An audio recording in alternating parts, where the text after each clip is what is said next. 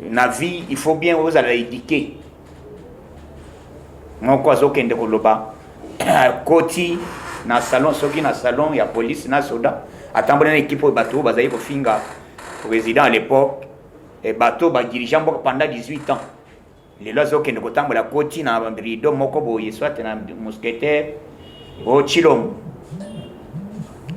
moni peut-être bateau sous bateau so moni bazo pe sa diamba etambola kate izan normal montignon sa melaka diamba izali c'est terrible yango il faut les militaires les discipliner et les messieurs qui ont ça les vidéos na militaires na ko saboter président de la République devant les militaires il faut les sanctionner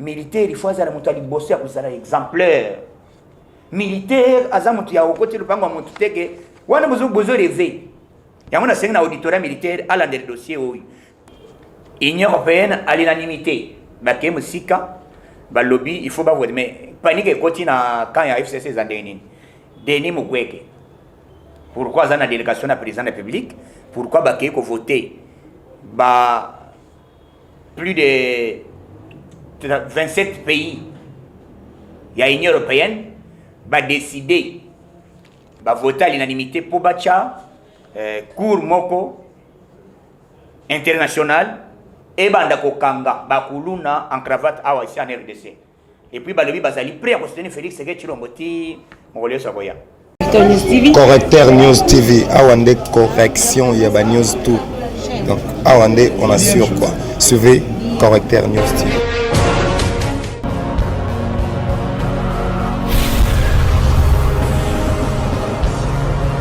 S'abonner massivement Correcteur News avec Yemoko Rachou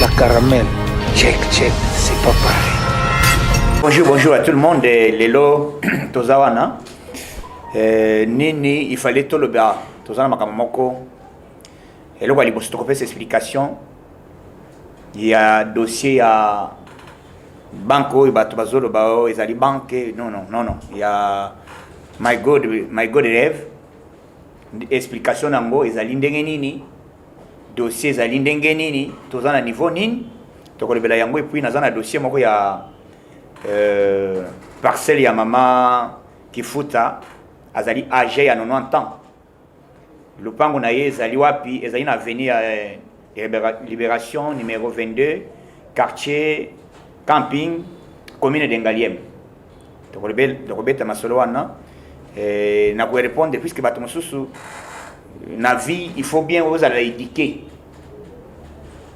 moko azokende koloba koti na salon soki na salon ya police na soda atambona na équipe bato bazali kofinga président à l'époque et bato ba dirigeant pendant 18 ans les lois okende kotambola koti na rido moko boye soit na mousquetaire o chilom moni peut-être bato mosusu bato so moni bazo pe sa diamba etambola kate izan normal montignon sa melaka diamba izali c'est terrible montemoko azali soi-disant voilà ba député ou ba congolais ba député un type moko matérité moko ezali montemoko un voyou azo parvenir ko sakana président de la République azo parvenir c'est pourquoi nazo senga moni député azamutu honorable azali mutu moko honoré il faut qu'on puisse respect mais lulenga ya bato bazo sala ezali ko kamisa biso ya ba type ozo yokawana na bo ngana tanga kombo puisque kombo ko tanga ezali ko matisa bango o soki yanga iwana c'est terrible azo kota Tshilombo sala boy ayebi se baso de mouton asali boy mais yuzu tambola na équipe nini tambola na équipe nini ozana moralité ozo mériter ko za les députés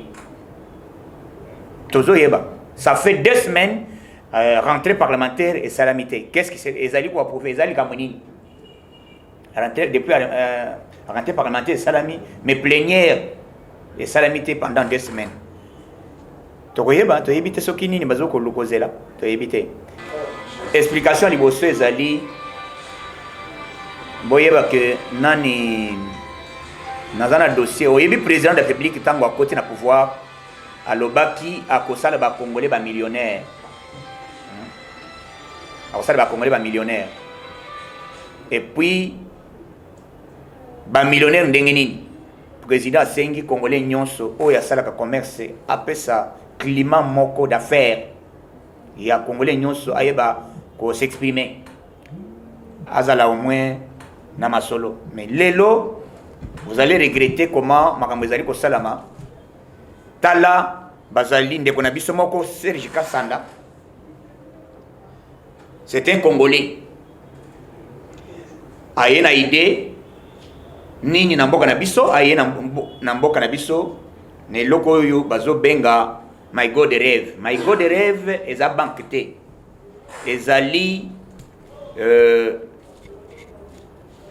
Ezali société moko ya investissement ou baza ko investir na ligne.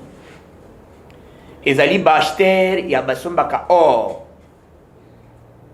Basombaka or bazali presque dans le monde entier. Baza presque dans le monde entier.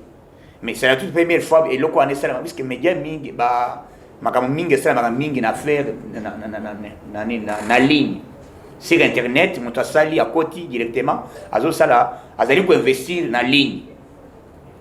Système wana ya wana Congo te. Mais lelo ndeko na biso ameka abandi comment abandi moi après avant confinement asali eloko na ye mais il a au moins l'argent.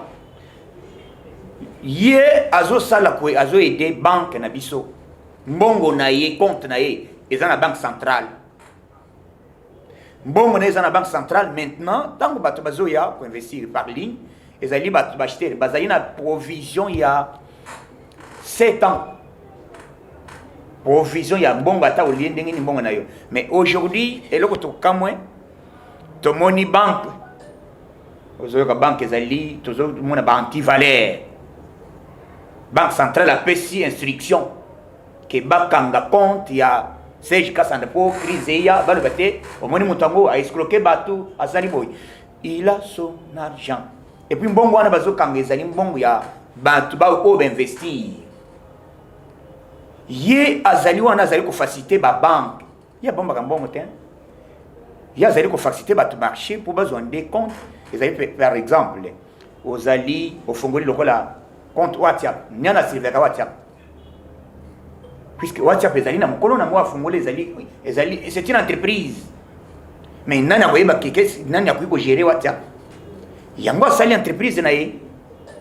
Ezali entreprise ya ko investir surtout bato wana basombaka bazali ba homme d'affaires basombaka ba or société ezali wapi ezali na États-Unis d'Amérique ezali na Angleterre ezali pe na Canada mais to kamwe bato balobi tipo wana zali un escroc il faut à l'étranger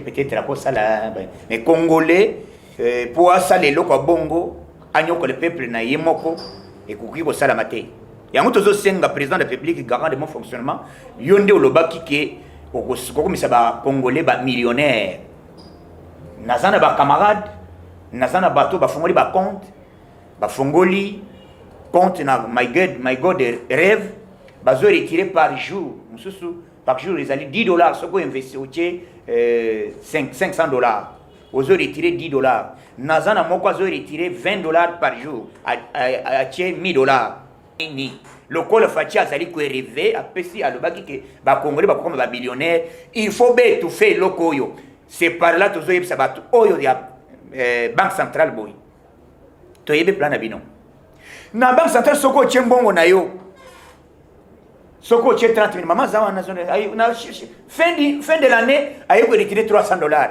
yebisanga siko mbongo wapi bénéfice $30,000 mais na my god rêve okozwa mbongo na yo oparene muninga ozi oparene ko parani wana mususu na papa moko asumbi lopango na minute mususu azui déjà ache magasin mususu asumbi mutuka donc bazali preuve à l'appui ezali lulenge ya ko faciliter ba congolais bazo d'ailleurs ceux qui veulent le bokolobi bokokanga Serge bokanga société na ye mais mbongo ezali kota déjà na chongo bah oui baso investir déjà ils ont déjà kuna bon mais quand on a par air par une mais bozo linga bon cannabis soit échangé té yango tozo c'est mon toi qui vous convoquer ya le but était aya go s'exprimer nengeni mais fatia loba qui investir baya un bandeko to ça marche na kosenga congolais nyonso oyo azolanda soko moninga yi avant na ya ko le belabino boye puisque tous abato valeur tous ali bato ko promettre les peuples d'abord et puis état de droit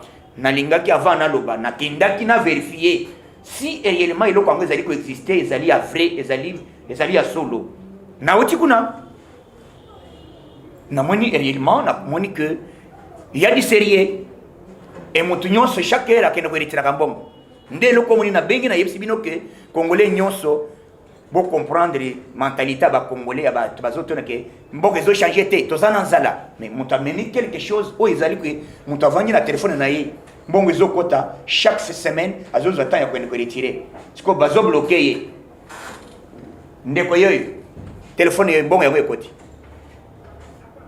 yango mbongo yango na téléphone ya moninga yango ekoti soko tali yango $222 yango na minute kaka boy bongo koti yango eza makambo te ko zela mais eloko ya boy vraiment ba congolais to tika yango to boye to condamner yango to lingi changement yango $220 na seconde bongo yango mais mutu moko avangi na kwa zolo badini bato wana aza escroc non balebeli ya peuple congolais toza wana mpona kotelemela bino tina dernière minute bokolapa dossier naza nango awa ya lupango parcelle ya mama kifuta plutôt azali troisième âge mais nani akote na lupango ya mama il y a un monsieur le nom de colonel un colonel indiscipliné Muyinga Malonga Kennedy. Un Muyinga azui accueilli à Pessi ordre. Maman Oyo accueilli na justice. Dossier na ye zali awa en bonne et due forme. Balobi auditorat militaire. Et Pessi ordre que maman akota na lupango na ye. Oyo zali mukande uti na auditorat militaire. Ba pesi ordre auditorat pesi ba libérer le pango mais le monsieur oyo tozoloba mutu azana dossier zali oyo azana dossier ya mama oyo ezali lukulia ba komi Lucien René yende oyo azana dossier na auditorat yeyi mais dossier ezali nini tangu bazwi dossier ba pesi ordre de justice ekati mama Kei bakoti lupangu colonel oyo bazobenga Muyinga Malonga Kennedy akei alongoli ba écrit oyo auditorat akei akomi. Vous pouvez imaginer le quoi. Yango il faut les militaires ba discipliner et les messieurs qui ko sala vidéo na ba militaire na ko saboter président de la République devant les militaires. Il faut la sanctionner. Il faut sanctionner. Militaire, il faut aller monter bosser à cause exemplaire. Militaire, azamutu ya okoti lupango mutu teke, wana bozo rêver. Ya mona senga na auditorat militaire à l'un des dossiers oyo. Comment militaire colonel azui lupango eza ya yete mama ya troisième âge. Au pays, au botoli, au koti lupango. Comme nous sommes dans un état de droit, nous voulons que l'état de droit est ça. Les messieurs là doivent être sanctionnés. Tout ce qui va sanctionner à l'immédiat. Donc, l'élo, politiquement, le président Boyoki, coup de chapeau, Fachi, Marambasalami dans l'Union européenne, et Zali Boy. L'Union européenne à l'unanimité. Bakem Sika, Balobi, il faut pas voir. Mais panique et continue quand il y a FCC Zandenin. Denis Mukwege. Pourquoi dans la délégation de la présidence de la République? Pourquoi Bakem a voté? Plus de 27 pays, il y a l'Union européenne, va décider, va voter à l'unanimité pour Bacha, Kour Moko, international et banda kokanga bakuluna en cravate awa ici en RDC. Et puis balobi bazali prêt à soutenir Félix Tshisekedi Tshilombo ti mongolio saboya. Ozoyo. Pine batu boze l'élection oyoki Trump. Coup de chapeau na basala qui débat Donald Trump aux États-Unis. Basala qui basala débat contre la victoire sur 100 il y a combien à 66. Type naé adieu naé 20 na 32. Donc voya Donald Trump ezali déjà combattant. Trump parle baki boy. Ngai ko tunazoka ni musikate nabi makaka. Donc son abi président mboto mboto. Heureusement azali na sondage na ezali niveau à likolo. Tozana kati état de droit 5 congolais tozali wana pona koseni mokonzi ya mboka. Fachi akei maladité akei ko sala te ke oboyo akei poalu ke biso sachet. Mais Fachi tango azokende ko bunda libanda ndenge bino bato bozali ko sala na ba beach bato bazali na bazali ko fikisa bakamba douane na DGDA boye ba ko respecter makambo puisque to na posta ba diaspora ba na posta ba na biloko na bangwawa mais bino bozali kocha ba primoko ya wezo ko kanate na kamakambo na biso na mboka na pourquoi Brazzaville ezali ko kita a na Congo ezali ko kita te donc na ko senga Fachi beton ala na dossier wana ya douane ekita pour que les Congolais ba évacuer biloko na bango na ndenge sengeli to stokende mboka na biso poto la kisa Congolais nini ezali état de droit donc na sengi Congolais nyos mo Congo muluba musohili mungala beto na beto to simbana main dans la main awo tribalisme ezalaka te tozali bolingo tozaka na mur biso nyoso awo na epa yoka son na yebite ke tribalisme donc nazai na esengi bana les forces du progrès to simbana donc tozala bolingo to simbana mo Congo muluba musohili mungala donc to soutenir chef de l'état puisque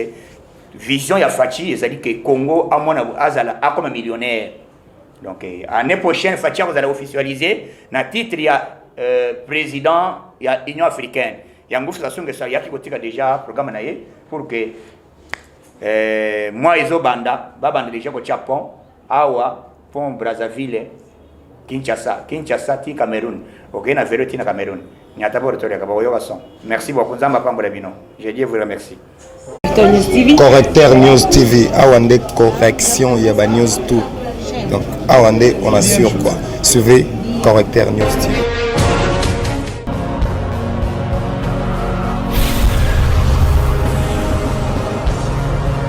S'abonner massivement.